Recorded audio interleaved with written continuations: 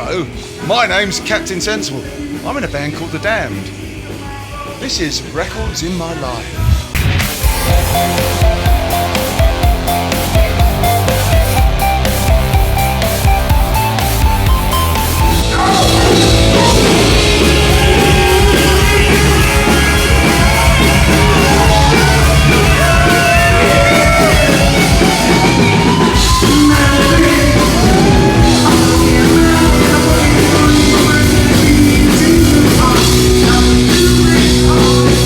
Captain Sensible, who literally just hopped off the stage and played a fucking great show, and thank you so much. It was two encores. Crikey. How often you guys get two encores? Every night? I don't know. I said to the audience tonight, not bad for a bunch of geriatrics. He says, yeah, you, not us. Everyone knows That's we're awesome. old. And 40 years, how does it feel after 40 years to still be playing, the crowds are still going nuts after 40 years? Blimey. Well, I don't know. I mean, I was a toilet cleaner for, before Brian James saved me from a life of drudge. So you never get me complaining about we had to travel a long way today, or they didn't have the right beer in the fridge or anything like that. It's fucking great. It's an absolute privilege to be able to go around the world twanging a guitar for a living. Let's get down to the you're a massive vinyl record collector, and we wanted to ask you this right away. Is there an album that has eluded your collection that you're looking for? I don't know. How much do you spend on an album, a rare album? I had the first edition of the Rolling Stones' Satanic Majesty's Request, and it had a 3D cover, and they only pressed a few of them. And the funny thing was, the stereo was blue, I think, and the mono was red, or it might be the other way around. But the thing about 60s albums, most of my cherished records at home are 60s, because I'm a child of the 60s. The stereo version was mixed by the T-Boy in the studio, because all the band, the Beatles, the Stones, the Beach Boys, they were all all hands on the mixing desk, getting it absolutely perfect for mono, because that's what everyone had, a mono record player. Stereo must have taken up less than 5%. So they just used to get the tape op to do it. So a lot of these really fabulous, famous albums that they were mixed by not the band and everything. But anyway, T-Boy. The T-Boy. That was actually a job back in the day, right? The T-Boy, yeah, sure. That's how a lot of producers, big names, started off. But I had the stereo Satanic Majesties, and a bloke when I was at school, I was in the 4th form, and the bloke in the 5th form. He was in a band, he's a drummer, and I really had a lot of respect for him. He said, "Hey, could I borrow that?" And I never ever saw it again. Oh, yeah. His name was Roy Flavel. Roy, if you're out there, I want my album back.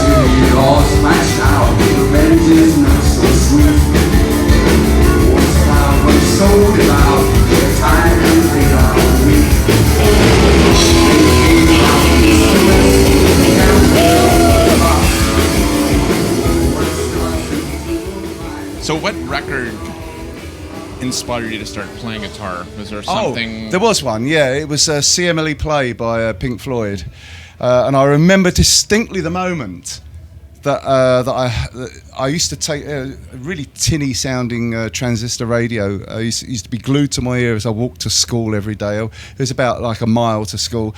And there's this guy called Tony Blackburn, the DJ. He said, "Hi, Tony Blackburn here. I'm going to play a song of psychedelic sounds from a new band called the Pink Floyd. You're going to love this one." And so that when it got to the solo, Rick Wright and Syd Barrett are doing this freak out in the middle of this lovely kind of pop song. I was a bit late for school. I just sat on a wall, and it's just it was a magic moment.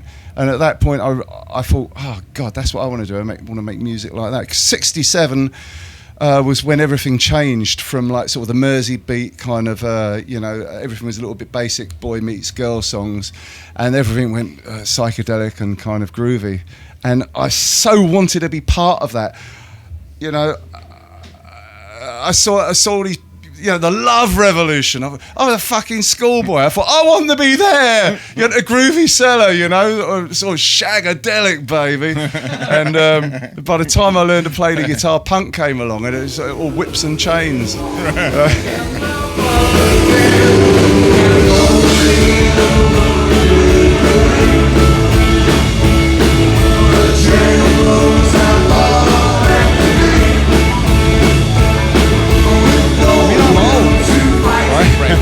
These are, you know, there was this incredible British blues boom that happened in 1969, and all these amazing guitar players came from nowhere, and like sort of over in the States and Canada, there's no real answer to it, apart from there was one band I thought who matched all that, and it was Grand Funk Railroad. I really liked them.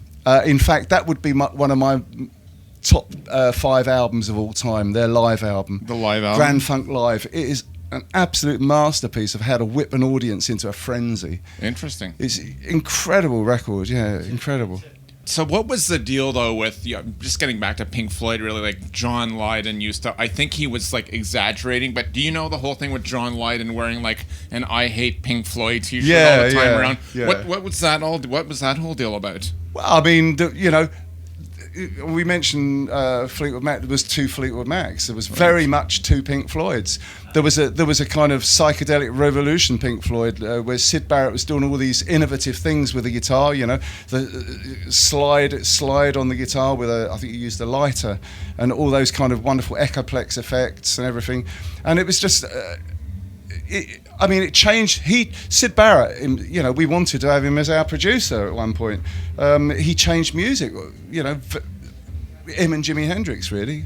By the time he got to, you know, 77 and punk rock, I mean, the other Pink Floyd were kind of famous for boring everyone to death. so Johnny might have had a point. That's great. That's great. So, which record should be a part of everybody's collection? Crikey. Well, no small questions today. Yeah, that's a tough one. Well, I mean, I really like guitar music, but having said that, I like a bit of pop as well. And so, I mean, yeah, the obvious ones would be Sgt. Pepper and Pet Sounds, or Odyssey and Oracle by the Zombies. I mean, that's a really incredible record. But I would say, yeah, when I mention this to people, they always go, "No, do you listen to them?" My favourite psych pop album, and I think everyone should give this a try, is Bee Gees' First. Yes. The Bee Gees' first album is just a masterpiece in how to do it. You know, it's just beautiful songs. Lots of kind of, you know, weird. I mean, they were kind of rivals with the Beatles and the Beach Boys at the time. But I think, you know, New York Mining Disaster. I mean, stuff like that is really kind of steeped in melancholy. I mean, it's just a marvellous, marvellous record. And of course, once again, everyone knows the Bee Gees for ha, ha, ha, ha, stay alive, stay. You know, I mean, they can certainly write a tune, but I like their first album. It's just a masterpiece.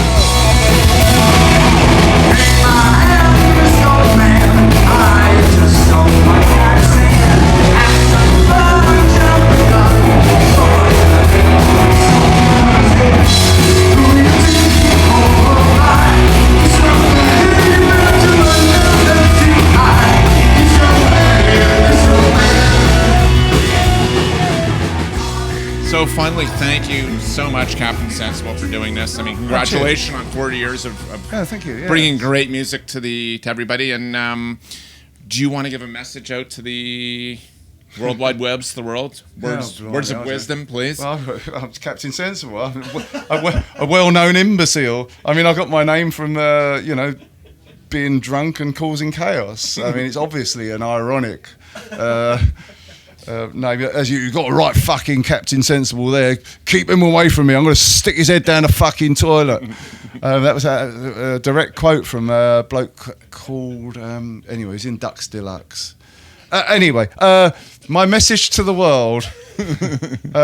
Well, just like I say, for any young bands out there, I mean, studios now. I mean, in our laptops, we've got more incredible studios than the Beatles recorded Sgt. Pepper on. No, it's an old cliche, but the software is so powerful. You can correct everything. You can quantize it. You can auto-tune it. You can compress it. You can make everything sound more massive than everything else, and you can multi-layer. I mean, we can do all that stuff nowadays, but sometimes you should just leave a few raw edges on, and just keep it real.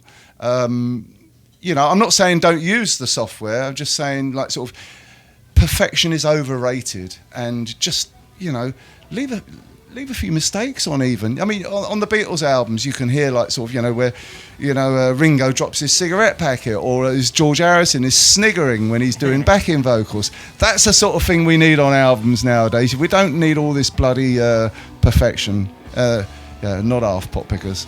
There you go. That's my message to the world. Thank you so much. Yeah, cheers. That's awesome. Thank you very, very much. Thanks for inviting me.